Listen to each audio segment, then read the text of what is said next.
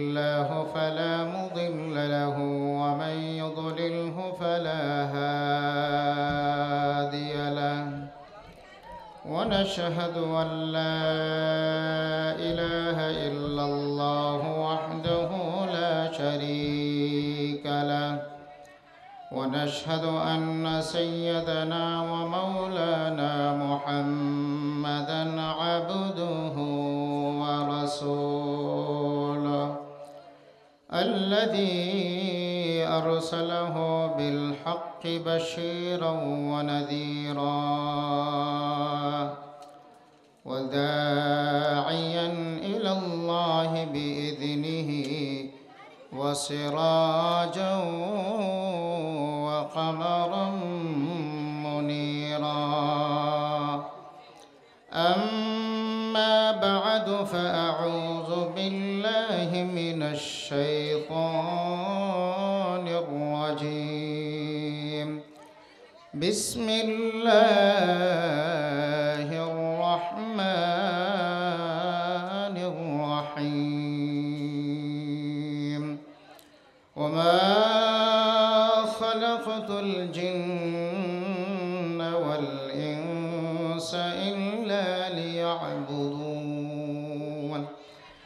وقال الله سبحانه وتعالى في شان حبيبه ومحبوبه ومعشوقه مخبرا وآمرا إن الله وملائكته يصلون على النبي يا أيها الذين آمنوا صلوا عليه وسلموا تسليما সকলে মহব্বতের সহিত পড়েন আল্লাহুম্মা সাল্লি আলা মুহাম্মাদিন ওয়া আলা আলি মুহাম্মাদ কামা সাল্লাইতা আলা ইব্রাহিম ওয়া আলা আলি ইব্রাহিম ইন্নাকা হামিদুম মাজিদ ইয়া সাহিবাল জামাল ويا سيد البشر من وجهك المنير لقد نور القمر بلغ العلا بكماله كشف الدجى بجماله حسنت جميع خصاله صلوا عليه وآله آمنت بالله صدق الله مولانا العظيم وصدق رسوله النبي الكريم ونحن على ذلك من الشاهدين والشاكرين والحمد لله رب العالمين অধ্যকার আয়োজিত আসুফা ইন্টারন্যাশনাল হিফজ মাদ্রাসার উদ্যোগে আয়োজিত ইসলামী মহাসম্মেলনের সম্মানিত সভাপতি, আমার সামনে আগত আল্লাহ প্রেমিক, ইসলাম প্রেমিক, ধর্মপ্রেমিক, প্রীত্যতুল্য বাবাজিরা, স্নেহের ছোট ভাইয়েরা, হযরত খালিদ বিন ওয়ালিদ, মুসা বিন নুসাইর, গাজী সালাউদ্দিন আইয়ুবী, জামাল উদ্দিন আফগানের উত্তরসূরি নওজোয়ান ভাইয়েরা, মালিকের দরবারে অসংখ্য শুকর এবং সুজুদ আদায় করছি যে মালিক আমাদেরকে রাত্রের প্রথম অংশের শেষের দিকে আমাদেরকে এখনও পর্যন্ত দিনই একটা মাজলিসে বসার তৌফিক দান করেছেন।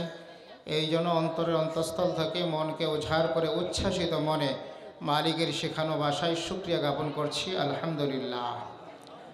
প্রিয় ভাইরা আমার, আমরা যেই মজলিসে বসছি এটা কি বাজার? হ্যাঁ, তা আপনাদের চাল চলন, ওঠা বসা নামা, এটা তো বাজার মনে হইতেছে। এই তোমরা এখানে দাঁড়িয়ে আছো কেন? বসো না। হ্যাঁ, দাঁড়িয়ে আছো কেন? একটা মানুষ যারা এখান থেকে পথচারী তারা চলে যাবে সোজা, আর আপনারা যারা বসতে ইচ্ছুক বসেন, নচেত আল্লাহর হস্তে চলে যান। আপনাদের মসজিদের যে কাজটা ছিল সেটা হলো টাকা ওঠানো। আলহামদুলিল্লাহ টাকা উঠছে। এখন আপনারা যদি চান যে কিছু কথা আমরা শুনবো, শোনার যদি ইচ্ছে হয় তাহলে সুন্দর করে বসবেন। বসবেন তো ইনশাল্লাহ?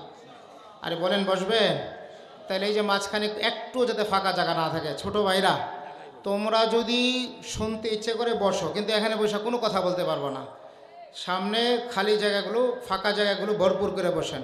পিছনে যে ভাইরা আছেন আপনারা সামনের দিকে আসেন। ভাই সামনের দিকে আসেন। পিছনে অনেক ভাইরা আছেন, দেখেন সামনে ফাঁকা। সামনে ফাঁকা করে পিছনে বসলে শয়তান ভর করে। এই ওয়াজ থেকে আপনি কিছু নিতে পারবেন না। আপনি এখানে বসবেন। এই মুকিত ভাই আপনি সামনে আসেন, আপনি আসেন। আর এই যে ভাই মাইকে যারা আছেন, সাউন্ড অনেক জোরে একটা আওয়াজ করে, কেত আওয়াজ করে, আওয়াজটা বন্ধ করেন। ভাই আপনারা যারা পিছনে আছেন আল্লাহর হস্তে আপনারা সামনে আসেন। হ্যাঁ, সাউন্ডটা ক্লিয়ার করেন। আমার দিকে একটু তাকান সবাই, একটু হাত ওঠান। লিল্লাহে তাকবীর, একটা আওয়াজ দেন লিল্লাহে তাকবীর। একেবারে মুখে আঙ্গুল দেন, একটা আওয়াজ যাতে না হয়। এই যারা পিছনে আছে, আশেপাশে আছে, অনুরোধ করে বলছি কোনো আওয়াজ করবেন না। আল্লাহর হস্তে অনুরোধ করে বলতেছি, পিছনে যে ভাইরা আছেন কোনো ধরনের কথা, কোনো প্রকার আওয়াজ যেন পিছন থেকে না আসে, একদম চুপ। তাহলে আপনাদের যারা জানে এদেরকে ওনাদেরকে জায়গা করে দেন, কোনো দিকে তাকাবেন না আপনারা। প্রিয় ভাইরা আমার, আল্লাহ রাব্বুল আলামিন কোরআনুল কারিমে, হাই এত আওয়াজ।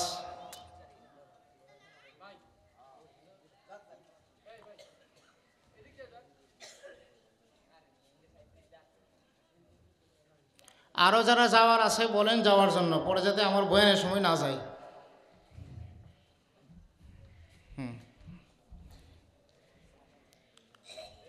শোনেন, আল্লাহ তাআলা কোরআনে এক আয়াতে বলছেন, আল্লাযীনা ইয়াসতামিউনাল কাওলা। আমার দিকে একজন এদিক সেদিক কোনো কথা বলবেন, যে কথা বলবে এটা উঠাই দিবেন। আমার দিকে তাকান।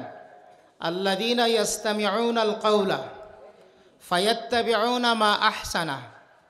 আল্লাহ বলেন যারা কথাগুলো মনোযোগ সহকারে শোনে এবং এই কথাগুলোর ভিতরে ভালো কথাগুলো আমল করার নিয়তে শোনে, আল্লাহ নিজে বলতেছেন উলাইকা হাদাহুমুল্লাহ, আমি আল্লাহ তাদেরকে হিদায়াত দিব। একটা মানুষের সবচাইতে বড় পাওনা হলো হিদায়াত। একটা মানুষ গোটা পৃথিবী পাইছে কিন্তু আল্লাহরে পাই নাই, তার চেয়ে হতভাগা আর কেউ নাই। তা আমাদের মূল উদ্দেশ্য হলো আমাদের সম্পর্কটা আল্লাহর সাথে হবে।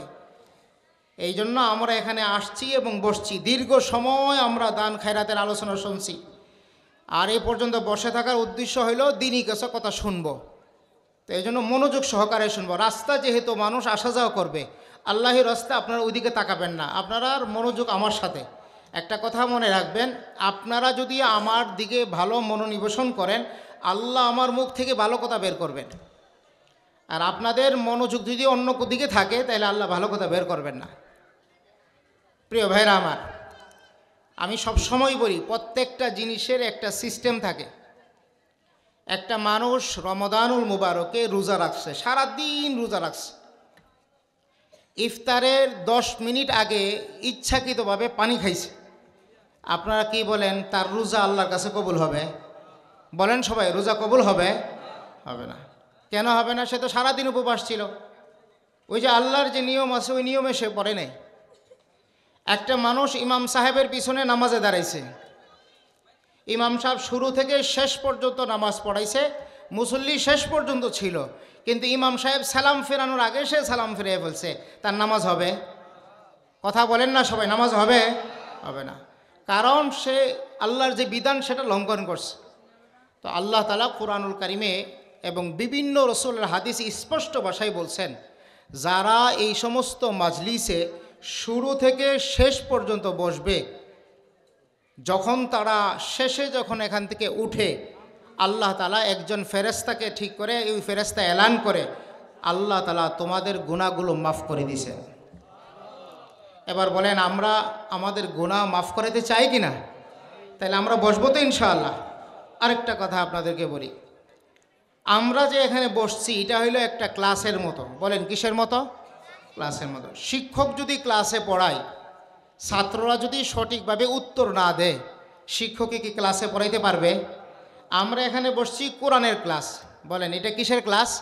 কোরআনের ক্লাস। এখন আমি কথা বলবো, আপনারা যদি উত্তর না দেন তাইলে কিন্তু আমি আমার কথাটা সুন্দরভাবে বলতে পারবো না।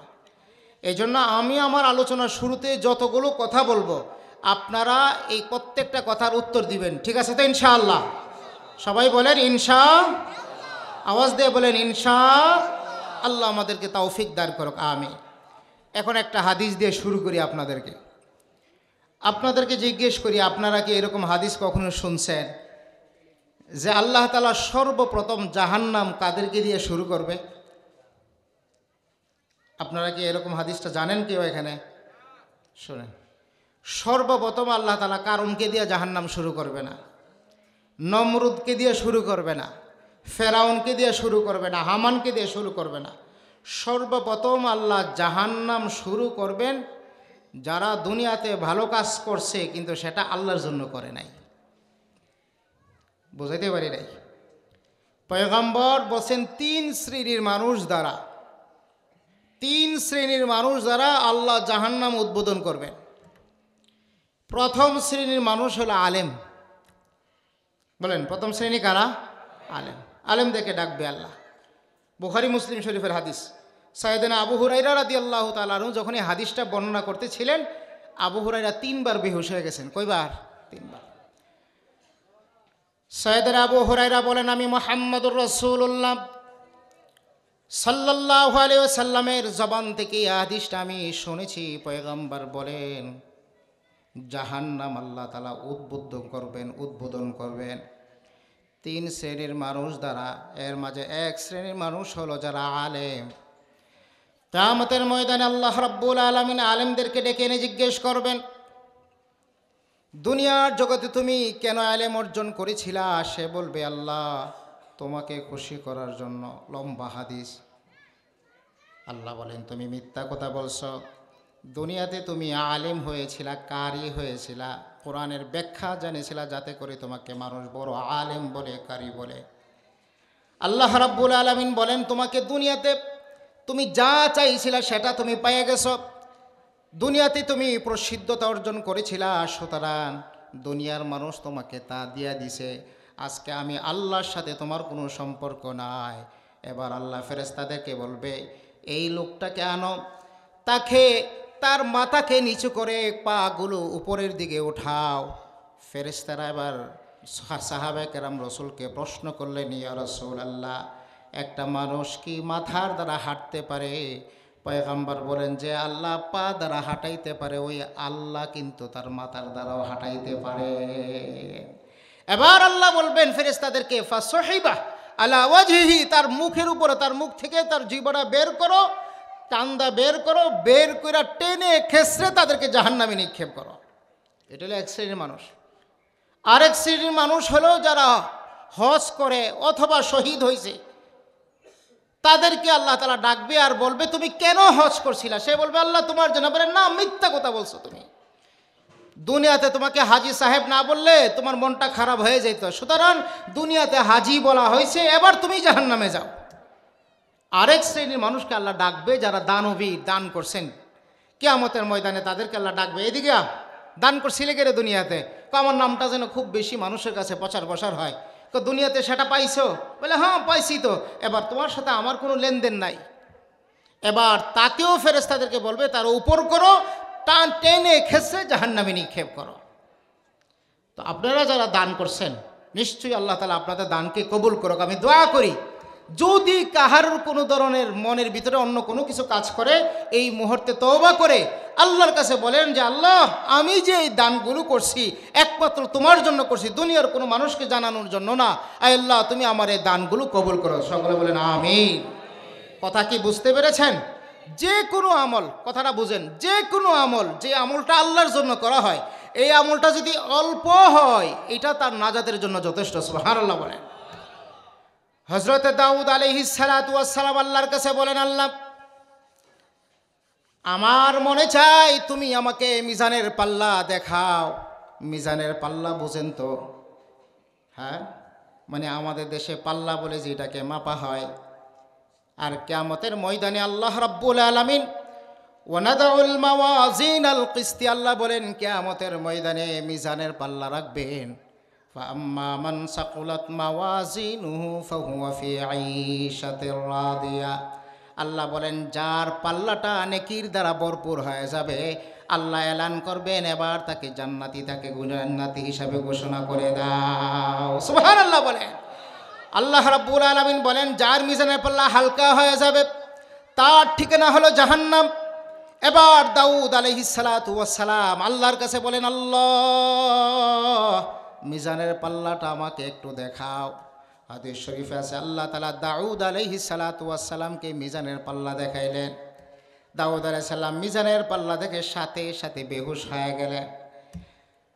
দাউদ আলাইহিস সালাম যখন জ্ঞান ফেরল, এবার ফেরেশতা প্রশ্ন করলেন, ওগো পয়গম্বর, মিজানের পাল্লা দেখার পরে আপনার এরকম হলো কেন?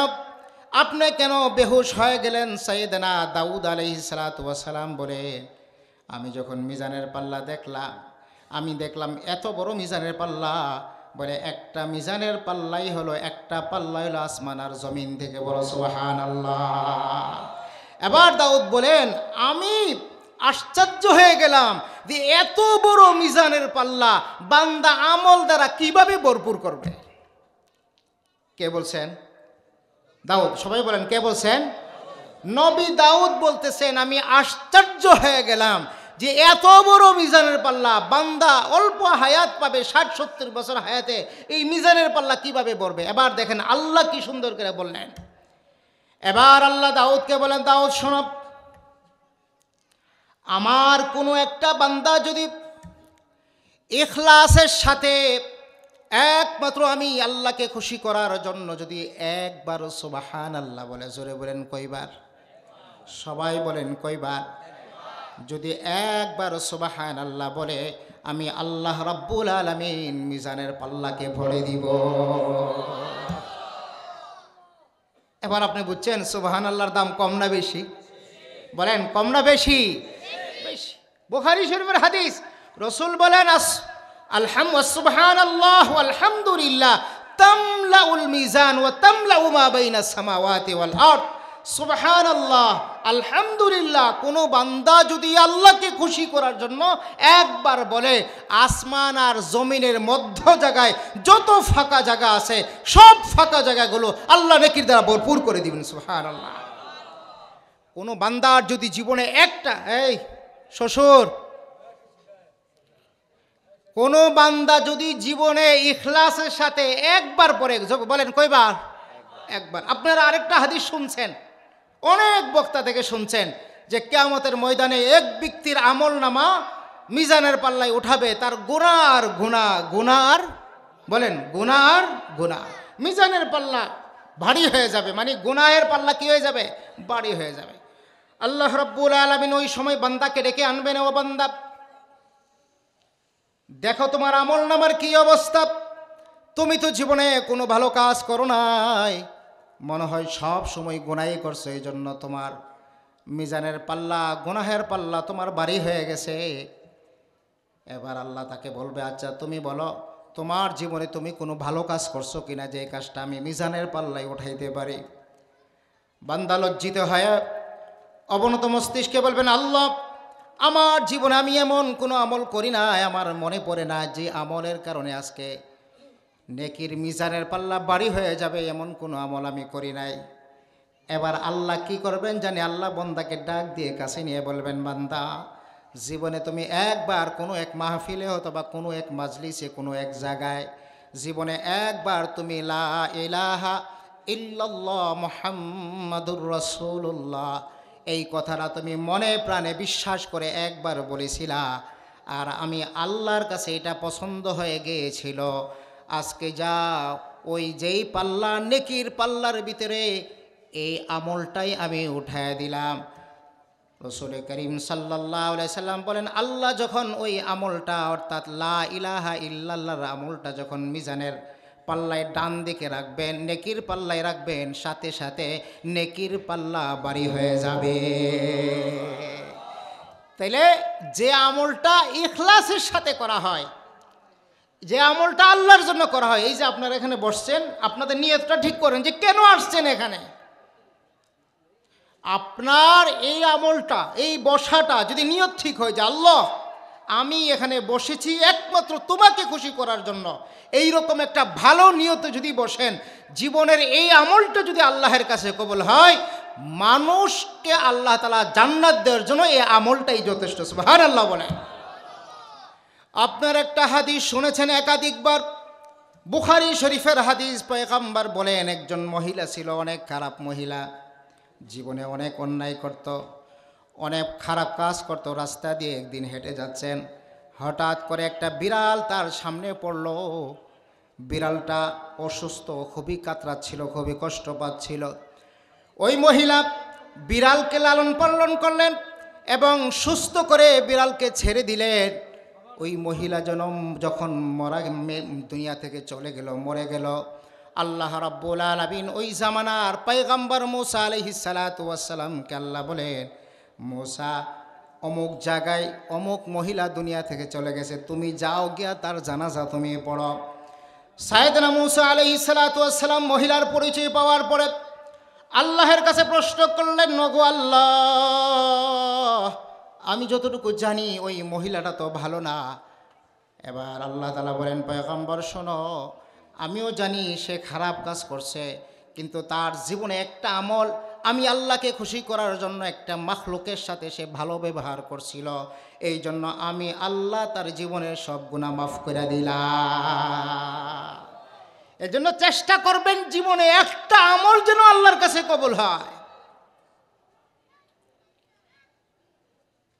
ইসহাক ইবনে রাহওয়াই একজন বড় মুহাদ্দিস ছিলেন। বুখারী শরীফে ওনার অনেক হাদিস আছে, ইমাম বুখারীর উস্তাদ ছিলেন। সিয়ারে আলামিন নুবালা একটা রিজাল শাস্ত্রের কিতাব আছে, এই কিতাবে ওনার একটা ঘটনা রাখছেন। উনি যখন ইন্তেকাল করলেন, আমার কথাগুলো আপনারা বুঝতেছেন? কথাগুলো বুঝতেছেন? কিতাবে লেখছেন, উনি যখন ইন্তেকাল করলেন, উনার এক শাগরেদ উনাকে স্বপ্নে দেখলো। স্বপ্নে দেখার পরে জিজ্ঞেস করতেছে যে, উস্তাদ, আল্লাহ তাআলা আপনার সাথে কি রকম আচরণ করছে? তো ইসহাক ইবনে রাহওয়াই বলেন, আমার জীবনে আমি অনেক হাদিসের পড়াইছি এবং হাদিসের কিতাবও লিখেছি। আমার লক্ষ লক্ষ আমার ছাত্র, আল্লাহ ওই আমলগুলো নিশ্চয়ই পছন্দ করেছেন, কিন্তু মৃত্যুর পরে আল্লাহ তাআলা আমার একটা আমলকে এত বেশি পছন্দ করছেন, আল্লাহ বলেন, ইসহাক, ওই আমলের কারণে আমি আল্লাহ তোমাকে মাফ করে দিছি। এবার ইসহাক ইবনে রাহওয়াই আল্লাহর কাছে ডাক দিয়ে বলেন, আল্লাহ, ওই আমলটা কোন আমল, যে আমলটা তুমি আমার পছন্দ করেছো? আল্লাহ বলেন, ইসহাক, তুমি একদিন কিতাব লিখতেছিলা, হাদিসের কিতাব। এখন আমাদের লেখা যতটা সহজ, তৎকালীন সময় লেখাটাতে তো সহজ ছিল না, কালি দিয়া তারপরে হাতে বানানো কলম দ্বারা লিখতো, ঠিক কিনা ভাইরা আমার? তো আল্লাহ বলেন, ইসহাক, তুমি যখন লিখতেছিলা, লেখার মাঝে হঠাৎ করে একটা মাছি এসে বসেছিল। মাছের খুবই পিপাসা লেগেছিল, তুমি পারলে চাইলে মাছিটাকে তুমি দূরে সরাইতে পারতা, কিন্তু ইসহাক ইবনে রাহওয়াই কলমটা ততক্ষণ পর্যন্ত ধরে নাই যতক্ষণ পর্যন্ত মাছিটা ওখান থেকে কালি পান করতেছিল। যখন মাছিটা কালি পান করে যখন চলে গেল, তারপর ইসহাক ইবনে রাহওয়াই লেখা শুরু করলো। আল্লাহ বলেন, তুমি যে আমার একটা মাখলুকের সাথে এই আচরণটা করছো, আমি আল্লাহ এত খুশি হয়েছি, এই আমলের কারণে আমি আল্লাহ তোমাকে মাফ করে দিলাম। এই জন্য জীবনে কিছু আমল এমন রাখা, কিছু আমল এমনভাবে করা যে আল্লাহ ছাড়া এই আমলটা যেন কারোর জন্য না হয়। আমার কথা কি আপনারা বুঝতে পারছেন? সব সময় এই কথাটা মনে রাখবেন যে আমার জীবনে কিছু আমল এমনভাবে করা, যেরকম আপনি ঘুমাইতে গেছেন, তো ঘুমাইতে যাওয়ার পরে আপনি কিছু আমল করলেন, মনে মনে কিছু জিকির করলেন, যেটা ফেরেশতারাও জানে না। মনের কথাকে ফেরেশতারা জানে, কথা বলে না, মনের কথা ফেরেশতারা জানে। মনের কথা কে জানে? আল্লাহ রাব্বুল আলামিন বলেন, ইয়ালামু খাইনাতাল আয়ুনি ওয়ামা তুখফিস সুদূর। আল্লাহু আকবার। আল্লাহ রাব্বুল আলামিন বলেন, আমি মানুষের মনের খবর জানি, আর কেউ মনের খবর জানে না, কোনো ফেরেশতাও জানে না। মাঝে মধ্যে মসজিদের বক্সে দান করবেন, দুনিয়ার কেউ যাতে না জানে। মাঝে মধ্যে কিছু মানুষকে দান করবেন, দুনিয়ার কেউ যাতে না জানে। মাঝে মধ্যে ঘুমানোর আগে একটু জিকির করবেন, মনে মনে জিকির করবেন, পৃথিবীর কেউ যেন না জানে, ফেরেশতারাও যেন না জানে। আর বলবেন, আল্লাহ, আমি যেই জিকিরটা করলাম একমাত্র তোমাকে খুশি করার জন্য করলাম। আল্লাহ, তুমি আমলের উসিলায় আমাকে মাফ কইরা দাও। এই জন্য ভাইরা আমার, আপনারা জানেন হযরত সুলাইমান আলাইহিস সালাতু ওয়াস সালাম আল্লাহর বড় একজন পয়গম্বর ছিলেন। আল্লাহ রাব্বুল আলামিন ওনাকে এমন এক রাজত্ব দিয়েছিলেন যা ইতিপূর্বে কোনো নবীকে আল্লাহ তাআলা দেন নাই। হযরতে সুলাইমান আলাইহিস সালাতু ওয়াস সালামের একটা সিংহাসন ছিল, যে সিংহাসনে অনেক মানুষ বসতে পারত, অনেক জিন্নাতও বসতে পারত, অনেক ধরনের প্রাণী থাকত। উনি এই সিংহাসন নিয়ে আল্লাহ রাব্বুল আলামিন কোরআনুল কারীমে বলেন, সকাল থেকে সন্ধ্যার পথ অল্প সময় উনি অতিক্রম করতেন। সাইয়েদনা সুলাইমান আলাইহিস সালাতু ওয়াস সালাম একদিন সিংহাসন নিয়ে রওনা করলেন। একজন চাষি ব্যক্তি সে উপরের দিকে তাকে দেখে পয়গম্বর সুলাইমানের যে সিংহাসন আছে এবং যেই জায়গা আছে সেটা উপর দিয়ে যাচ্ছে। এবার চাষি সুলাইমান আলাইহিস সালাতু ওয়াস সালামের সিংহাসন দেখে মনে মনে একবার পড়েছে সুবহানাল্লাহ, আল্লাহ কত বড়, আল্লাহ কত পবিত্র, যে আল্লাহ তাআলা নবী পয়গম্বর সুলাইমানকে আল্লাহ তাআলা এত ক্ষমতা দান করছেন। সুবহানাল্লাহ। এই আওয়াজটা সাইয়েদনা সুলাইমানের কানে আল্লাহ পৌঁছে দিলেন। এবার সুলাইমান আলাইহিস সালাতু ওয়াস সালাম তার সিংহাসনের সাথে সাথে জমিনে নেমে পড়লেন। এবার সুলাইমান ওই চাষির কাছে গিয়ে বলতেছেন, শোনো চাষি, তুমি যে একবার সুবহানাল্লাহ বলছো, যদি একবার সুবহানাল্লাহর সওয়াব আমি নবী সুলাইমানকে দিয়া দাও, তাহলে আমি নবী সুলাইমানের সিংহাসন তোমাকে দিয়া দিব। সুবহানাল্লাহ বলে, কারণ তোমার একবার সুবহানাল্লাহটা আল্লাহ এত বেশি কবুল করছে, আমি সুলাইমানের গোটা রাজত্বের চেয়েও সুবহানাল্লাহর দাম অনেক বেশি। এই জন্য প্রিয় ভাইরা আমার, আমরা দুনিয়াতে যে কোনো কাজ করব, আগে চিন্তা করব এই কাজটা আল্লাহর জন্য হচ্ছে কিনা। মনে থাকবে তো কথাটা? সবাই বলেন, মনে থাকবে তো? যে কোনো কাজ করব, বলেন কার জন্য? আরো চিলে বলেন, কার জন্য? আল্লাহর জন্য করব। যে কোনো কাজ আল্লাহর জন্য করব। দুনিয়ার মানুষ আমাকে চিনুক আর না চিনুক, দুনিয়ার মানুষ আমাকে বুঝুক আর না বুঝুক, আমার এই কাজটা যেন আল্লাহর জন্য হয়। চলেন এবার আমি যে আয়াত পড়ছিলাম, এই আয়াত নিয়ে আপনাদের সামনে সংক্ষিপ্ত কিছু কথা বলি। আমি আপনাদের সামনে আয়াত পড়ছি, আপনারা জানেন সূরাতুজ জারিয়াতের। এই আয়াতের অর্থ হলো, আল্লাহ আমাদেরকে বানাইছেন এই দুনিয়াতে আল্লাহর ইবাদত করার জন্য। আপনারা আমার দিকে মনোযোগ দিয়ে আমার কথাগুলো শুনবেন। আমাদেরকে কে বানাইছেন? সবাই বলেন, কে বানাইছেন? আল্লাহ রাব্বুল আলামিন কোরআনুল কারীমে জায়গায় জায়গায় আমাদেরকে এই প্রশ্নগুলো করছেন। এক জায়গায় আল্লাহ প্রশ্ন করছেন, আম খুলিকু মিন গায়রি শাইইন আম হুমুল খালিকুন। আল্লাহ বলেন, আচ্ছা বান্দা তোমরা বলো, তুমি কি তোমারে সৃষ্টি করছো না আমি আল্লাহ তোমারে সৃষ্টি করছি? আপনারা বলেন, কে সৃষ্টি করছেন? সূরাতুর রহমান আল্লাহ তাআলা এক একটা আয়াতের পরে পরে আল্লাহ বলছেন, ফাবি আইয়ি আলাই রাব্বিকুমা তুকাদ্দিবা। আল্লাহ এক একটা কথা স্মরণ করাইছে আর আল্লাহ প্রশ্ন করছে, আচ্ছা বান্দা আমার কোন কোন নিয়ামতগুলো তুমি অস্বীকার করো? আল্লাহ আফসোস নিয়া, কখনো ধমকের সুরে, কখনো মহাব্বতে, কখনো ভালোবাসা। সন্তান যখন বাবার কথা শোনে না, তো সন্তান বাবার দিকে তাকায় বলে, আচ্ছা সন্তান, আমি কি তোমার সাথে জীবনে কখনো ভালো কথা বলি নাই তোমাকে, বা তোমার জন্য কষ্ট করি নাই, এরকম বলে না বাবা? বে তোমার জন্য কি আমি কিছুই করি নাই? আরে বলেন না, বলে কি না বাবা? ছেলে যখন মায়ের সাথে অন্যায় করে, সন্তান মা তখন চোখের পানি ছেড়ে দিয়ে বলে, আচ্ছা তোমার সাথে কি আমি কখনোই ভালো আচরণ করি নাই? তুমি কি আমার পেটে জন্ম নাও নাই? আল্লাহ রাব্বুল আলামিন কোরআনুল কারীমে মাঝে মাঝে জায়গায় জায়গায় এই প্রশ্নগুলো আল্লাহ আমাদেরকে ছড়ে মেরেছেন। আল্লাহ বলেন, আম খুলিকু মিন গায়রি শাইইন আম হুমুল খালিকুন। আল্লাহ বলেন, বান্দা বলো তো দেখি তোমারে কে বানাইছে? আল্লাহ নিজেই প্রশ্ন করেন। আবার আল্লাহ নিজেই বলেন, না না, তোমাকে দুনিয়ার কেউ বানাইতে পারে নাই, বানানেওয়ালাকে। জোরে বলেন। আল্লাহ রাব্বুল আলামিন বলেন, শোনো বান্দা, ওয়ালাউ নাশাউ লামাসাখনাহুম আলা মাকানাতিহিম। আল্লাহ বলেন, শোনো বান্দা, আমি যদি তোমার মায়ের পেট থেকে তোমাকে বিকলাঙ্গ বানাইয়া দুনিয়াতে পাঠাইতাম, অর্থাৎ যে সন্তানটা তার মার পেট থেকে হাত ছাড়া বের হয়, পা ছাড়া বের হয়, চোখ ছাড়া দুনিয়াতে আসে, গোটা পৃথিবীর কোনো ডাক্তার তাকে চোখ দিতে পারে? জোরে বলেন। জন্মন্ধাকে কোনো ডাক্তার কি চোখ দিতে পারে? জোরে বলেন। হাত দিতে পারে? বলেন। আল্লাহ রাব্বুল আলামিন বলেন, আমি আল্লাহ যদি তোমার চোখের দৃষ্টিটা নিয়ে নে, দুনিয়ার কোনো মানুষ তোমাকে আর দৃষ্টি দিতে পারবে না। আমি আল্লাহ যদি তোমার হাতের শক্তি নিয়ে নেই, দুনিয়ার কোনো মানুষ তোমাকে শক্তি দিতে পারবে না। এই জন্য আল্লাহ রাব্বুল আলামিন আমাদেরকে বারবার প্রশ্ন করেন, শোনো, এবার তুমি বুঝে শুনে বলো, তোমাকে কে বানাইছে? আমি আল্লাহ বানাইছি না নিজেকে নিজে বানাইছে? জোরে বলেন, কে বানাইছে? বলেন। আল্লাহ রাব্বুল আলামিন বলেন, খালকান ফি খালকিন ফি যুলুমাতিন সালাস। আমি আল্লাহ এক অন্ধকার নয়, দুই অন্ধকার নয়, তিন অন্ধকারে আমি আল্লাহ তোমাকে বানাইছি।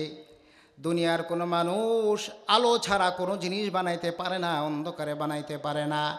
আল্লাহ যে আমাদেরকে বানাইছে মায়ের পেটে অন্ধকারের ভিতরে, আল্লাহ বলেন, একটা হলো উপরের চামড়ার অন্ধকার, তারপরে ভিতরে অনেকগুলো চামড়া, তারপরে আবার রেহেমের চামড়া আছে।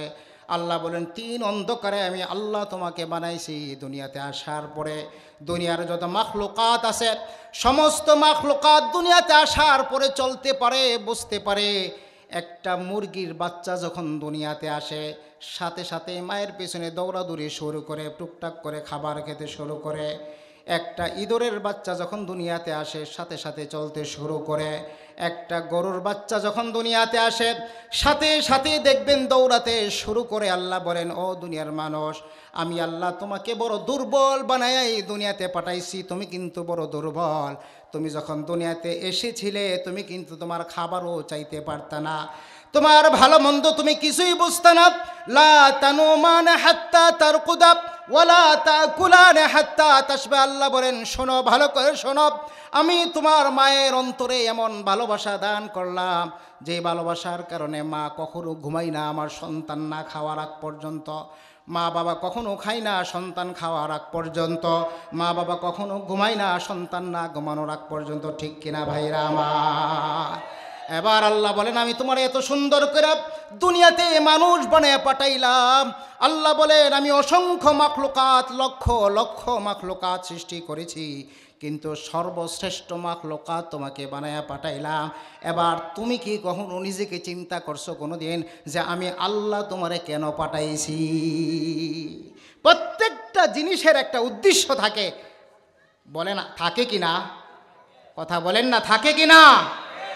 আপনি বাজারে ব্যবসা করবেন, একটা উদ্দেশ্য আছে কি না? কি উদ্দেশ্য? ব্যবসায়ী করে টাকা ইনকাম করবেন, সংসার চালাবেন।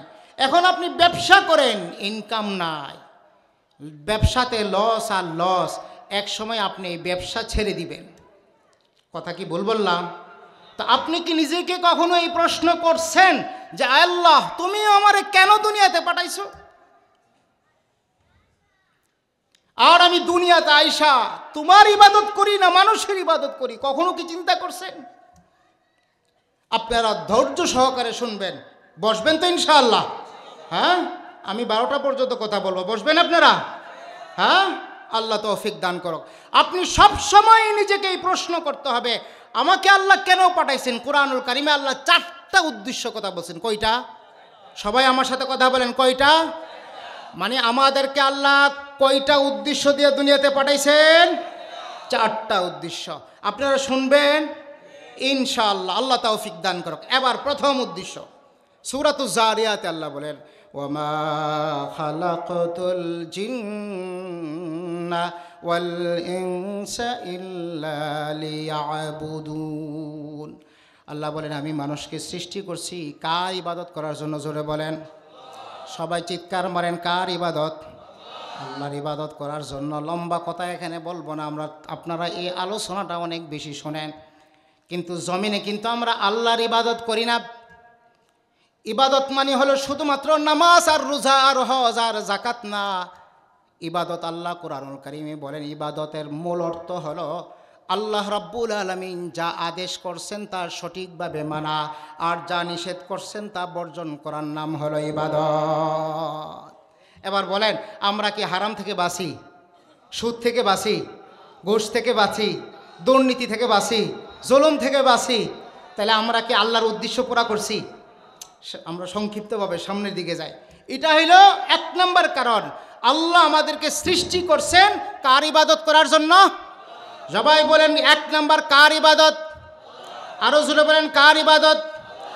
আল্লাহ রাব্বুল আলামিন যত নবী দুনিয়াতে পাঠাইছেন সমস্ত নবীকে আল্লাহ তাআলা দুটো জিনিস দিয়ে পাঠাইছেন। জোরে বলেন কয়টা জিনিস? আরো চিল্লায় বলেন কয়টা জিনিস? আল্লাহ বলেন ওয়ালাকাদ বাআসনা ফি কুল্লি উম্মাতির রাসূলান আন ইবুদুল্লাহা ওয়াজতানিবুত তাগুত। আল্লাহু আকবার। আল্লাহ রাব্বুল আলামিন বলেন আমি দুনিয়াতে যত নবী রাসূল পাঠাইছি প্রত্যেকটা নবী রাসূলকে আমি দুইটা মিশন দিয়ে পাঠাইছি। এক নম্বর মিশন হলো, নবীরা আপনারা দুনিয়াতে মানুষের কাছে যাইয়া বলবেন মানুষ যেন মানুষের ইবাদত না করে বরং কার ইবাদত করে? জোরে বলেন আল্লাহ।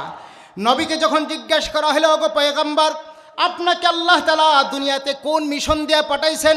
নবী বলেন লিতুখরিজান নাসা মিনাজ যুলুমাতি লিতুখরিজান নাসা মিন ইবাদাতিল ইবাদি ইলা ইবাদাতিল্লাহিল ওয়াহদা, মানুষের ইবাদত থেকে বের করে আল্লাহর ইবাদত করার জন্য।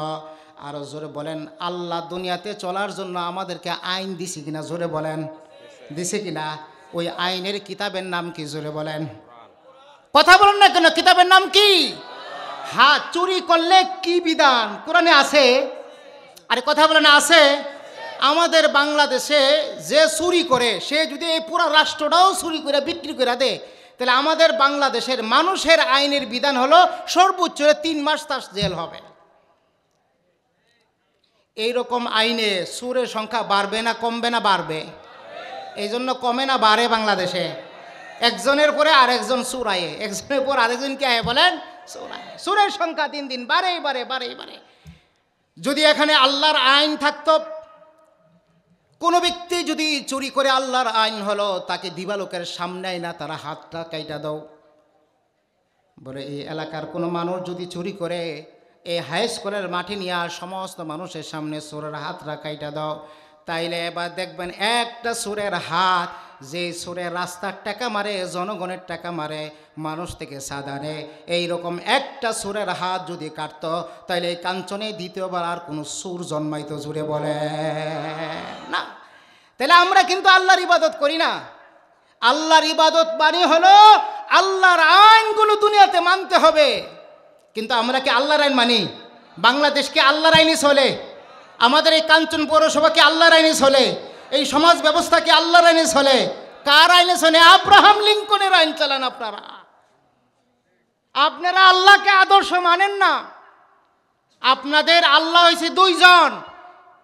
একজন আল্লাহ হলো মসজিদের ভিতরে যে নামাজ পড়েন ওই আল্লাহ, আর আরেকজন আল্লাহ হলো আব্রাহাম লিঙ্কন যে আমাদেরকে গণতন্ত্রের বলি শিখাইছে। প্রত্যেকটা মুসলমান গণতন্ত্রের স্লোগান দেয়।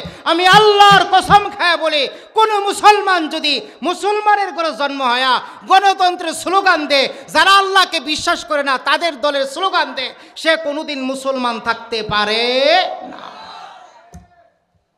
কষ্ট পাইতেছেন? আমার কথা না আল্লাহর কথা?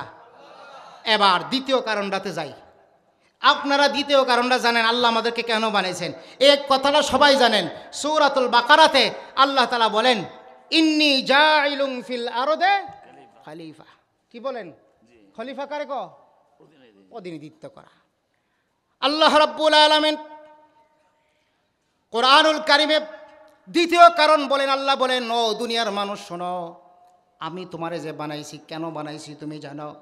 আল্লাহ বলেন ইন্নী জাইলুন ফিল আরদে খলিফা। তোমরা কিন্তু আমার খলিফা। কার খলিফা? জোরে বলেন। মনে করেন ওনার ভাই মেয়র মানুষ বা কমিশনার, উনি কয়েকদিনের জন্য বিদেশে গেছে। এবার ওনাকে বলল কবির আমি যে বিদেশে যাচ্ছি তুমি আমার কাজটা দেখাশোনা কইরো। তাইলে ওনাকে কার প্রতিনিধিত্ব করা হইল? কাউন্সিলরের অথবা মেয়রের প্রতিনিধিত্ব করা হইল।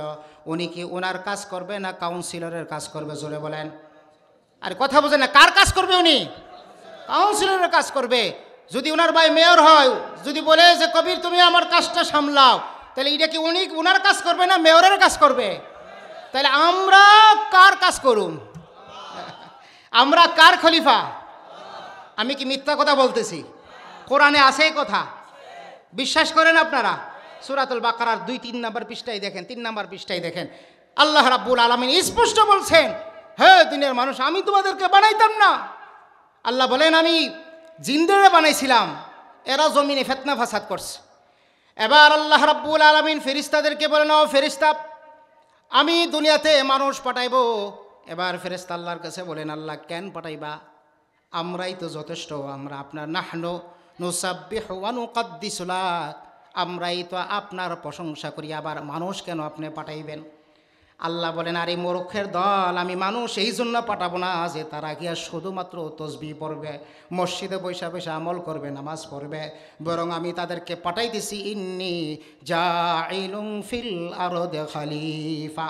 আমি আল্লাহ রাব্বুল আলামিন যে বিধানগুলো দিয়েছি ওই বিধানগুলো তারা দুনিয়াতে প্রতিষ্ঠা করবে।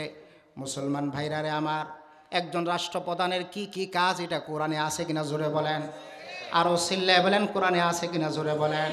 একটা সমাজ কিভাবে চলবে কোরআনে আছে কিনা জোরে বলেন? ট্রাফিক আইন কিভাবে চলবে সেটাও কোরআনে আছে। আপনি আপনার স্ত্রীকে কিভাবে তালাক দিবেন সেটাও কোরআনে আছে। এমন কোনো আইন নাই যে আইন আল্লাহ কোরআনে নাজিল করে নাই। আল্লাহ রাব্বুল আলামিন কোরআন কারীমে স্পষ্ট ভাষায় বলেন, ওয়ালাকাদ দারাবনা লিন্নাসি ফি হাদাল কুরআনি মিন কুল্লি মাসাল। আল্লাহু আকবার। আল্লাহ রাব্বুল আলামিন বলেন, এমন একটা উদাহরণকে আমি ছাড়ি নাই যে উদাহরণগুলো আমি কোরআনুল কারীমে দেই নাই। এমন একটা বিধান নাই যে বিধান আমি কোরআনে দেই নাই। কোন কাজ কিভাবে করলে কি হবে সব কিছু আমি কোরআনে দিছি। এবার আল্লাহ বলেন, যেই মানুষগুলো আমি আল্লাহর কোরআনকে ছড়ে মেরে মানব জাতিত মানব রচিত আইন দুনিয়াতে প্রতিষ্ঠা করতে চায়, আল্লাহ রাব্বুল আলামিন বলেন, দুনিয়ার কোনো তন্ত্র আর মন্ত্রর দ্বারা, মানব রচিত কোনো আইন দ্বারা পৃথিবীতে শান্তি আনা যাবে না। পৃথিবীতে যদি শান্তি আনতে হয় একমাত্র কার বিধান লাগবে? জোরে বলেন, চিল্লায় বলেন, কার বিধান লাগবে? আল্লাহর বিধান। আল্লাহর বিধান ছাড়া গোটা পৃথিবীর মানুষ যদি চিল্লাচিল্লি করে, যেরকম চিল্লাচিল্লি টকশোতে বৈশা করে না, পৃথিবীতে এই করে ফেলবো সেই করে ফেলবো, বাংলাদেশ এই করে ফেলবে সেই করে ফেলবো, আল্লাহ বলেন তোরা তোদের জীবনের শেষ সময় পর্যন্ত চেষ্টা করলেও এই পৃথিবীতে শান্তি আনা যাবে না। ঠিক কিনা ভাইরা? আমি আপনাদেরকে আল্লাহর আইনের একটা ঘটনা শোনাই। মুসলমানদের প্রথম খলিফার নাম কি জুড়ে বলেন? সাইয়েদনা হযরত আবু বকর সিদ্দিক রাদিয়াল্লাহু তাআলা আনহু, উনি হলেন প্রথম খলিফা। কথাগুলো মনোযোগ দিয়ে শোনেন। এবার বিচারপতির দায়িত্ব হলো উমরের। কার কাছে? জোরে বলেন, উমরের। এবার উমর 2 বছর পরে আবু বকরের কাছে গিয়া কো, আবু বকর, আমি আর এই বিচারপতির দায়িত্ব পালন করুম না। এবার আবু বকর বলেন, কেন তুমি পালন করবে না? কি সমস্যা? 2টা বছর হইল এই পর্যন্ত একটা মানুষও কোনো বিচার আর মোকদ্দমার মামলা নিয়ে আমার কাছে আহে নাই। সাইয়েদনা আবু বকর মুস্কি হাসি দিয়া বললেন, শোনো ভাই, যেই জাতি আদ-দীন ওয়ান নাসিহা, দিনকে নসিহা মনে করবে, দিন মানে হলো একজন আরেকজনের কল্যাণ কামনা করা। ইমাম সাহেব তার মুসল্লিদের কল্যাণ কামনা করবে, মুসল্লিরা ইমাম সাহেবের কল্যাণ কামনা করবে। প্রতিবেশী তার প্রতিবেশীর কল্যাণ কামনা করবে, আরেক প্রতিবেশী আরেক প্রতিবেশীর কল্যাণ কামনা করবে। সরকার জনগণের কল্যাণ কামনা করবে, জনগণ সরকারের কল্যাণ কামনা করবে। আপন ভাই এক ভাই আরেক ভাইয়ের কল্যাণ কামনা করবে। ওই সমাজে কখনো কোনো দিন ক্ষতি হইতে পারে? জোরে বলেন, আরো জোরে বলেন, মারামারি হইতে পারে? জোরে বলেন।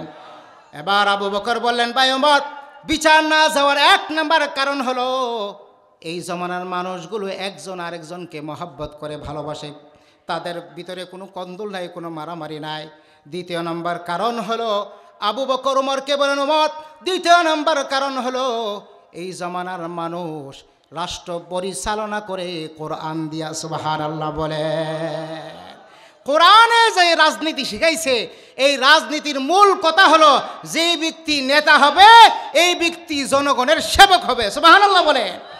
নেতার কোনো আলাদা গাঁর থাকবে না, নেতার কোনো আলাদা বাড়ি থাকবে না, নেতা অট্টালিকায় যাও, নেতা বিদেশে বইয়া বইয়া রাষ্ট্র চালা। কইলে তো আপনারা হয়েছে আমার মারামারি শুরু করে দিবেন। পৃথিবীতে এমন নেতা আছে 16-17 বছর বিদেশে থইয়া এবার রাষ্ট্র চালা, এরকম নেতা আছে দুনিয়াতে। আমাদের দেশে আমাদের থানাতে এমন নেতার অভাব নাই যে নেতা এলাকাই জানা কিন্তু এলাকার উনি প্রতিনিধি হয়ে যায়। কিন্তু ইসলামের থিমস হলো, শরীয়তের থিমস হলো, যে ব্যক্তি যত বড় নেতা হবে সে জনগণের তত কি হবে বলেন, সেবক হবে। আমাদের বাংলাদেশে ছাড়া বাহিরে যে রাষ্ট্রগুলো আছে এরা রাজনীতির মানেটা ভালো বুঝে, কিন্তু আমাদের বাংলাদেশের রাজনীতির মানে হলো জনগণের টাকা দিয়া সে তার অট্টালিকা বানাবে। আমার কথা কি আপনারা বুঝতে পারছেন? এজন্য আল্লাহ আমাদেরকে কি বানাইছেন? খলিফা। বলেন আল্লাহ আমাদেরকে কি বানাইছেন? সবাই বলেন আল্লাহ আমাদেরকে কি বানাইছেন? উপরে আসেন, ভালো আছেন? তাহলে খলিফার দায়িত্ব হইল, আমরা কার খলিফা? সবাই আওয়াজ দিয়ে বলেন কার খলিফা? আল্লাহর খলিফা। যদি আমরা আল্লাহর খলিফা হয়ে থাকি তাহলে আমরা কার দায়িত্ব পালন করব? আল্লাহ। তা আল্লাহর দায়িত্বটা কি? আল্লাহ বলছেন এই জমিনটা যেন নাপাক না হয়। লিতুখরিজান নাস মিনাজ যুলুমাতি ইলান নূর। আল্লাহ বলেন নবী আমি আপনাকে দুনিয়াতে পাঠাইছি অন্ধকারে মানুষগুলোকে আলোর রাস্তা দেখাইতে। যে মানুষগুলো তাদের খাবার থেকে বঞ্চিত থাকতো, যে মানুষগুলো তার অধিকার থেকে বঞ্চিত থাকতো, যে মানুষগুলো কথা বলা থেকে বঞ্চিত থাকতো, সব কিছুতে সমাজে যারা বঞ্চিত ছিল আল্লাহর নবী মুহাম্মদুর রাসূলুল্লাহ সাল্লাল্লাহু আলাইহি সাল্লাম এসে গরিবের জন্য কথা বলছেন, চাকরের জন্য কথা বলছেন, নারীদের জন্য কথা বলছেন, শিশুদের জন্য কথা বলছেন, সবার জন্য কথা বলছেন যে সবাই এই রাষ্ট্র থেকে সকল ধরনের সুযোগ সুবিধা ভোগ করবে। কারণ এই জমিন কার? জোরে বলেন। আর আইন চলবে কার? আল্লাহ। আপনি যদি মুসলমান হন আপনি কি এর বাহিরে কথা বলতে পারবেন? হ্যাঁ? আচ্ছা বলেন, আপনাদেরকে একটা কথা বলি। আপনি মুসলমান, আপনাকে জিজ্ঞেস করছে ভাই আপনি কি কোরআনের আইন মানেন কিনা? আপনি যদি করেন আমি শরিয়ার আইন মানি না, তাহলে আপনি কি মুসলমান? হ্যাঁ, মুসলমান থাকবেন না। এই কথাগুলো আপনারা জানেন না। আমি আমার ইমানের তাকিদে আপনাদেরকে এই কথাগুলো বলতেছি। এগুলা ইমানের সাথে সম্পর্ক। আমাদেরকে এই যে একটা পথ অতিক্রম আমরা করছি, আমাদের সমাজ ব্যবস্থা, আমাদের রাষ্ট্র ব্যবস্থা সব কিছু আজকে ইসলাম থেকে দূরে। এর এক নম্বর কারণ হলো আমাদের সব কিছু এদের দখলে। আমাদের যে ব্যবসা বাণিজ্য, ইকোনমিক্স যে আছে, অর্থনীতি আছে, এটা কি কোরআন অনুযায়ী নাকি আমরা পশ্চিমাদের অনুসরণ করি? বলেন, পশ্চিমাদের অনুসরণ করি। এই পুঁজিবাদের থিংস হলো, সমাজতন্ত্রের থিংস একটা ভিন্ন, পুঁজিবাদের থিংস হলো যেটা আমাদের সমাজে চলে পুঁজিতন্ত্রের। এটার মূল থিমস হলো যে বড় লোক হবে আর গরিব কি হবে বলেন? গরিব হবে। এই জন্য বাংলাদেশে যাদের টাকা আছে তারা টাকাওয়ালা হয়, আর গরিবদের রক্ত চুষে তারা গরিবদের বুকের উপর পাড়া দিয়ে তারা টাকার মালিক হয়। ঠিক কিনা ভাইরা? কিন্তু ইসলামী অর্থনীতি যদি মানুষ বুঝতো, মানুষেরা জানে না। অনেক মানুষ মনে করে যে কোরআনে বুঝি অর্থনীতি নাই। কোরআনে এত সুন্দর অর্থনীতি। বনু আব্বাসিয়া, বনু উমাইয়া, পৃথিবীতে ইসলামী শাসন 1-2 বছর ছিলেন না, প্রায় আপনার 1200 বছর ইসলামী শাসন ছিল টুকরা টুকরা অবস্থায়। 1200 বছর ইসলামী শাসন ছিল আমাদের এই উপমহাদেশে। যারা মুসলমানরা আজকে কয়দিন হয়েছে এই ভারতবর্ষে আপনার হিন্দুদের হাতে ক্ষমতা? প্রায় 750 বছর মুসলমানরা এই ভারত উপমহাদেশে, তারাই এই মুসলমানরা রাজত্ব করছেন। তো এই উন্নতি যা কিছু আছে সব কিছু মুসলমানদের। ভারতের যত কিছু আছে সব কিছু মুসলমানদের অবদান, কিন্তু আজকে তারা সেটাকে অস্বীকার করতেছে। প্রিয় মুসলিম ভাইরা আমার, কথাটা মনোযোগ দিয়ে শুনবেন। আল্লাহ আমাদেরকে দুনিয়াতে পাঠানোর প্রথম কারণ কি বুঝে গেছে? এটা তো একটা ক্লাস। আল্লাহ যে আমাদেরকে বানাইছেন প্রথম কারণ কি বলেন? ইবাদত। বলেন কি? ইবাদত। আর দ্বিতীয় কারণ হইল আল্লাহ আমাদেরকে কার খলিফা বানাইছেন? আল্লাহর খলিফা। সুতরাং আল্লাহর কথা এই জমিনে বলতে গেলে কোনো ধরনের ভয় পাওয়ার কোনো অবকাশ আছে নয়। হাজ্জাজ বিন ইউসুফ একজন বড় জালেম বাদশাহ ছিল। তো এক তাবেঈ হাজ্জাজ বিন ইউসুফের নামে অনেক ধরনের কথা বলছে। তো হাজ্জাজ বিন ইউসুফকে এক চামচা গিয়া বলছে, অমুক তাবিয়া আপনার নামে বদনাম করছে। এবার হাজ্জাজ বিন ইউসুফ তাকে ডাকে আনলেন, এনে তাবিকে জিজ্ঞেস করলেন, শোনেন, আপনি কি আমার ব্যাপারে জানেন? বলে, হ্যাঁ, আপনি একজন জালেম, আপনি জমিনে আল্লাহ তাআলার হুকুমের বিরুদ্ধে বিরুদ্ধাচার করেন, আপনি জমিনে সন্ত্রাসী করেন, আপনি জমিনে ত্রাস সৃষ্টি করেন, জনগণের মাল আত্মসাৎ করেন। এবার হাজ্জাজ বিন ইউসুফ তার দিকে রাগান্বিত চোখ নিয়ে বলতেছে, আপনার তো বড্ড সাহস, আপনি কি জানেন আমি এই মুহূর্তে আপনাকে কি করতে পারি? আপনি কি জানেন? হাজ্জাজ বিন ইউসুফ বলেন, হ্যাঁ আমি জানি। বলে, আমি কি করতে পারবেন? বলে, আমি কি করতে পারবো? এবার তাবি বলেন, শুনেন, আপনার হাতে যদি আমি আল্লাহ তাআলা আমার মৃত্যু যদি আল্লাহ তাআলা রেখে থাকেন, তাহলে নিশ্চয়ই আপনি আমাকে মারতে পারবেন। আর আপনার হাতে যদি আমার আল্লাহ আমার মৃত্যু আপনার হাতে না রাখে, তাহলে আপনি হাজার চেষ্টা করে হইল আপনি আমাকে হত্যা করতে পারবেন না। সুবহানাল্লাহ বলে। এই কথাটা শুই না হাজ্জাজ বিন ইউসুফে ভয় লেগে গেছে। ঠিক আছে ভাই, তুমি চলে যাও, তোমার আর আমি কিছু করবো না। এই জন্য পৃথিবীর কেউ তোমাকে কিছু করতে পারবে না। আল্লাহর নবী আব্দুল্লাহ ইবনে আব্বাসকে বলেন, হে আব্বাস, লাউ আন্না ইজতামাআত আলা উম্মাতিন আলা আইয়ানফাউকা বিশাইইন লাম ইয়ানফাউকা ইল্লা মা কাতাবাহু আল্লাহু লাক। দুনিয়ার সব মানুষ যদি একত্রিত হয়ে যায়, একত্রিত হয়ে যদি বলে তোমারে হত্যা করবে, তোমার কোনো ক্ষতি করবে, আল্লাহর কসম, আল্লাহ যদি না চায় দুনিয়ার কোনো মানুষ তোমার কোনো ক্ষতি করতে পারবে না। সুতরাং ভয় পাইলে কারে ভয় পাবো বলেন? আল্লাহকে। জমিন কার? আরো জোরে বলেন, জমিন কার? আমরা কার খলিফা? জোরে বলেন। সুতরাং এই জমিনে আমাদের একটা স্লোগান হবে, জমিন আল্লাহ আর আইন চলবে আল্লাহর। যতদিন আল্লাহর আইন এই দুনিয়াতে না প্রতিষ্ঠা হবে, কখনো কোনোদিন মানুষ শান্তি পাবে না, পাবে না, পাবে না। এটা কি আমার কথা না আল্লাহর কথা? জোরে বলেন। অন্যত্র আল্লাহ রাব্বুল আলামিন বলেন, وَمَنْ لَمْ يَحْكُمْ بِمَا أَنزَلَ اللَّهُ فَأُولَئِكَ هُمُ الْكَافِرُونَ। আল্লাহ রাব্বুল আলামিন বলেন, দেখেন আল্লাহ স্পষ্ট কথা বলেন, ফামান লাম ইয়াহকুম, যে ব্যক্তি বিচার করবে না, বিমা আনজালাল্লাহু ইলাইক, আমি আল্লাহ যে কোরআন দিছি এই কোরআন অনুযায়ী জমিনে যে বিচার করবে না, আমি আল্লাহর কোরআন যে ব্যক্তি দুনিয়াতে প্রতিষ্ঠা করবে না, আল্লাহ রাব্বুল আলামিন বলেন সে হইল কাফের। কারণ এই কথাটা ভালো করে মনে রাখবেন, আমরা মুসলমান, এই জমিনে আমরা আল্লাহর আইন প্রতিষ্ঠা করব। ঠিক আছে তো ইনশাআল্লাহ? আরো জোরে বলেন, ঠিক আছে তো ইনশাআল্লাহ? এই হলো দুইটা কারণ গেল। তাহলে এবার আমরা তৃতীয় নম্বর কারণে যাই। আল্লাহ রাব্বুল আলামিন আমাদেরকে কেন সৃষ্টি করছেন আমি কিন্তু শেষেতে জিজ্ঞেস করব, আবার রিপিট। এক নম্বর কারণ হলো ইবাদত, দ্বিতীয় নম্বর হলো আমরা কার খলিফা, তিন নম্বর কারণ আল্লাহ রাব্বুল আলামিন কুরআনুল কারীমে বলেন, আমি আল্লাহ তাআলা তোমাদেরকে দুনিয়াতে বানাইছি এই কারণে, আইয়ুকুম আহসানু আমালা, এই দুনিয়াতে কে সুন্দর আমল নিয়ে আমি আল্লাহর কাছে আসতে পারো। কি আমল বলেন? কি আমল? সবাই বলেন, কি আমল? সুন্দর আমল। আল্লাহ চায় আমরা যে আমলটা করি এই আমলটা যেন কি হয় বলেন? সুন্দর হয়। রাসূলুল্লাহ সাল্লাল্লাহু আলাইহি ওয়াসাল্লাম একদিন মসজিদে বসা, এটাকে বলা হয় হাদিসে বসি ও বিসালাত। রাসূলুল্লাহ একদিন মসজিদে বসা, এক সাহাবা এসে নামাজ পড়ছেন। নামাজ পড়ে যাওয়ার সময় আসসালামু আলাইকুম ইয়া রাসূলুল্লাহ। রাসূল সাল্লাল্লাহু আলাইহি ওয়াসাল্লাম বলেন, ওয়া আলাইকুম আসসালাম। রাসূল বলেন, সল্লাইতা, তুমি কি নামাজ পড়ছো?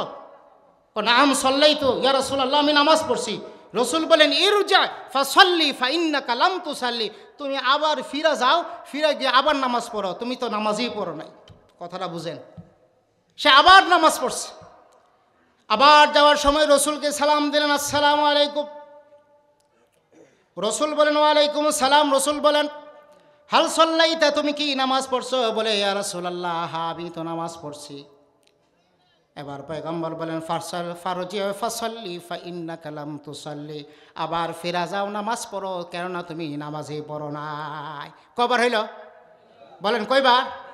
এবার তৃতীয়বার যখন আবার নামাজ পড়ল, নামাজ পড়ে আবার রসুল জিজ্ঞেস করলেন হাল সাল্লাইতা, নামাজ পড়ছো? কয় ইয়া রাসূলুল্লাহ নামাজ পড়ছি। রসুল বলেন ইরজি ফাসাল্লি ফা ইন্নাকা লাম তুসাল্লি, ফিরে যাও আবার নামাজ পড়ো, কেননা তুমি নামাজও পড়ো নাই। এবার সে সাহাবীর একটা বুদ্ধি আসলো, সে বলল ইয়া রাসূলুল্লাহ আমি এর চেয়ে ভালো করে নামাজ পড়তে পারি না, আল্লিমনি ইয়া রাসূলুল্লাহ। আল্লাহু আকবার বলেন। এবার সাহাবী বলেন ওগো রসুল আমি এর চেয়ে বলা নামাজ পড়তে পারি না, আসলে আমি মূর্খ মানুষ, গ্রাম্য মানুষ, বাধবী মানুষ, আপনি আমারে নামাজ শিক্ষা দেন। এবার রাসূল তারা নামাজ শিক্ষা দিছে, আস্তে আস্তে রুকু করো, আস্তে আস্তে সিজদা করো, নামাজে তাড়াহুড়া করো না, মসজিদে আইসাই দৌড় ফেলাইও না। ইমাম সাহেব যখন আসসালামু আলাইকুম দিয়ে সালাম ফিরাবে তুমি বসো। পয়গম্বর বলেন যেই ব্যক্তি ফরজ সালাতের পরে আয়াতুল কুরসি পড়বে, বলেন কি পড়বে? আয়াতুল কুরসি পড়বে, সে যদি মারা যায় সে সোজা জান্নাতে চলে যাবে। আচ্ছা আমরা আজকে থেকে এই নিয়তটা করতে পারি না যে ইনশাল্লাহ আমাদের নামাজের পরে আমরা ইনশাল্লাহ এই আয়াতুল কুরসি পড়ব? নিয়ত করতে পারি না ইনশাল্লাহ? যারা ইমাম সাহেব আছেন আপনারা প্রত্যেক দিন মোনাজাত করতে হবে এরকম না, মাঝে মধ্যে মোনাজাত করবেন, মাঝে মধ্যে ছাড়বেন, মুসল্লিদেরকে একটু শুনাবেন যে আমরা আয়াতুল কুরসি পড়ি। আপনি যদি একটু জোরে আয়াতুল কুরসি পড়েন আপনার আশেপাশে মুসল্লিরা আয়াতুল কুরসি পড়বে। মসজিদ থেকে বের হওয়া যাবে না। মসজিদে যদি কেহ বসে থাকে ফেরেশতা 3টা দোয়া করে। কয়টা দোয়া? সবাই জোরে বলেন কয়টা? আচ্ছা আপনারা কন ফেরেশতা যদি দোয়া করে এই দোয়া কি আল্লাহ ফিরাইয়া দিব? আল্লাহ কি ফিরাইয়া দিব? তো 1 নম্বর দোয়া আল্লাহ বল, ফেরেশতা বলেন আল্লাহ এই লোকটারে তুমি মাফ করে দাও। সুবহানাল্লাহ বলে। ফেরেশতাদের কোনো গুনাহ আছে? লা ইয়াসুনাল্লাহ মা আমারহুম।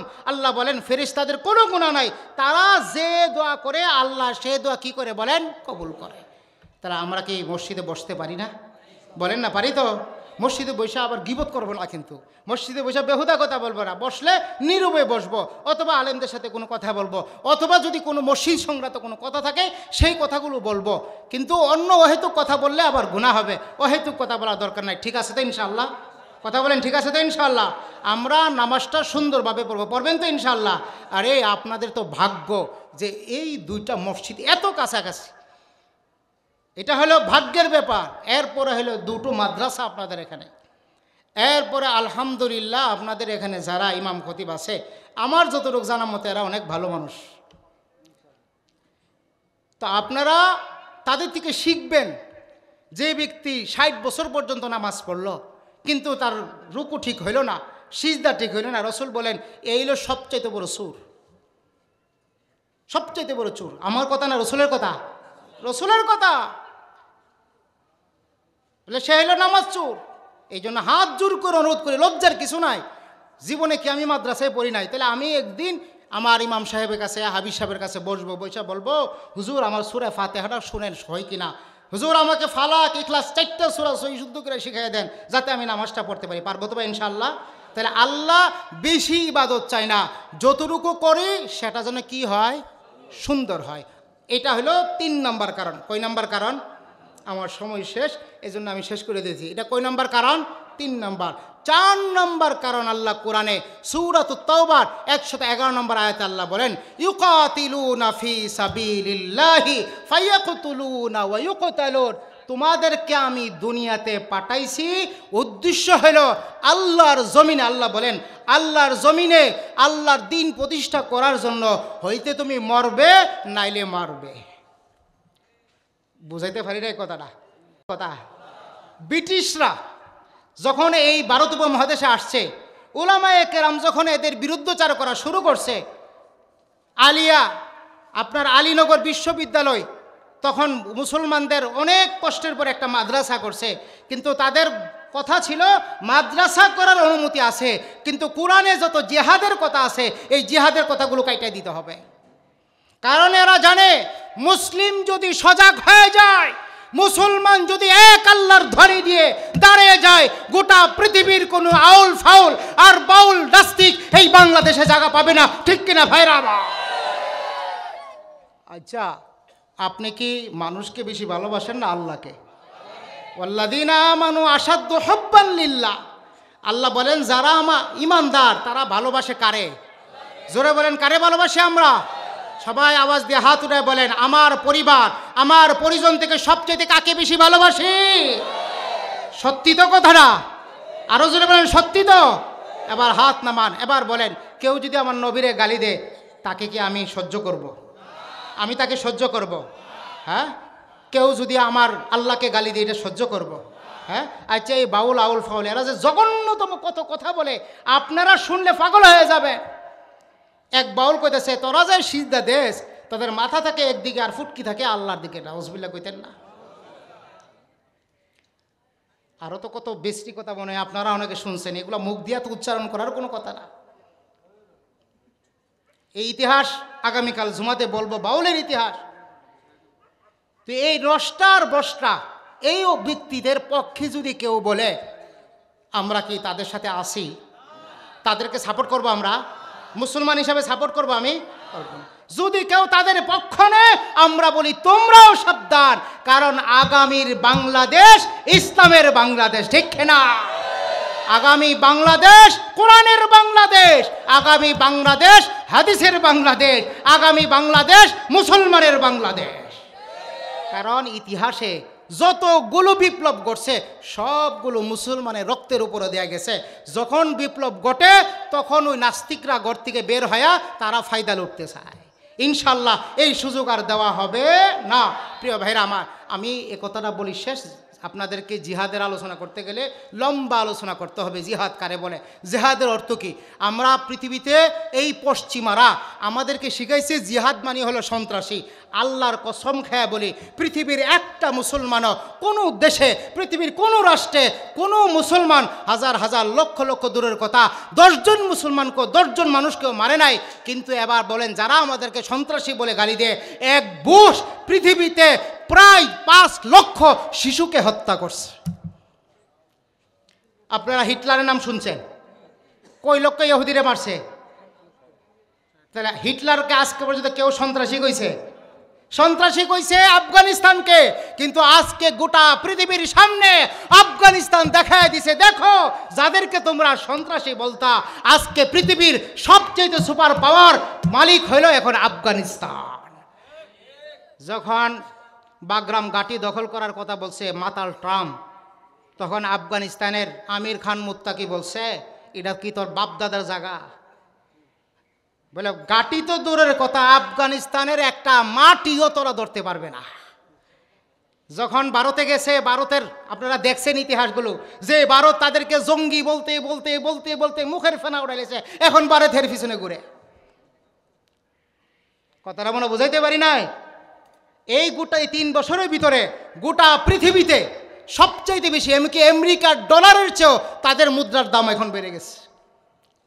যেখানে 34টা বছর একটা রাষ্ট্র যুদ্ধে খান হয়ে গেছে, মাত্র এই 3 বছরে আল্লাহ তাআলা তাদেরকে এত বিজয় দান করছেন। কে দিছেন বলেন?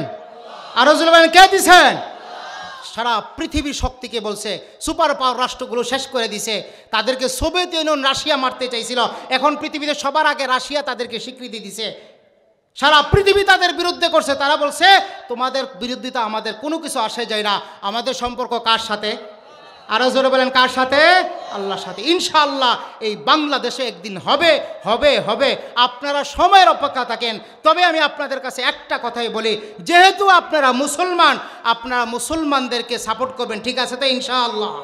আমি অনেক জায়গায় যাই, গত কয়েকদিন আগে গত বছর বুলাতে এক জায়গায় গেছি, ওই যে বরগুনা। আমি আশ্চর্য হয়ে গেছি, একটা মুসলিম অধ্যুষিত এলাকায় একটা হিন্দু কিভাবে মুসলমানদের প্রতিনিধিত্ব করে। মুসলমান কত নির্লজ্জ জাতি, আবার চিন্তা করেন। এই জন্য এই কাজগুলো করবেন না। আগে আমি মুসলমান বলেন, আগে আমি, আরে বলেন সবচেয়ে বড় কি বলেন? আমি মুসলমান। আমাদের মফিকুল সাহেব, আমি এখানে দীর্ঘদিন ছিলাম, আমি এখানে অনেক কথা বলছি, ওনার মুখ দিয়ে উনি কোনোদিন আমার কোনো ধরনের বাধা দেয় নাই, কোনোদিন দেয় নাই।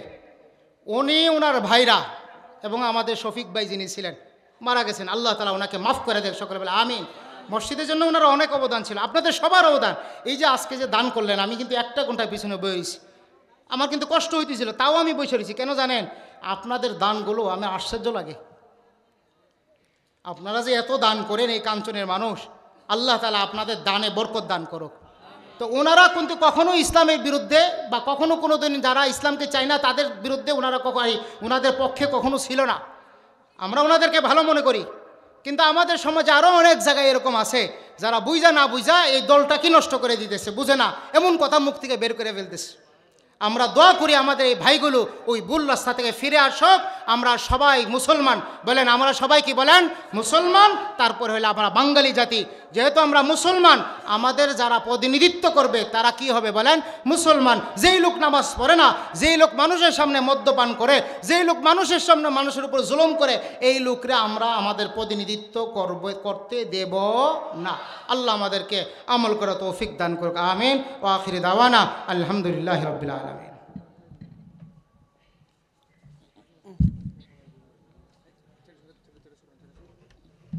দেরি করায় না, আমিও তো চলে যাবো।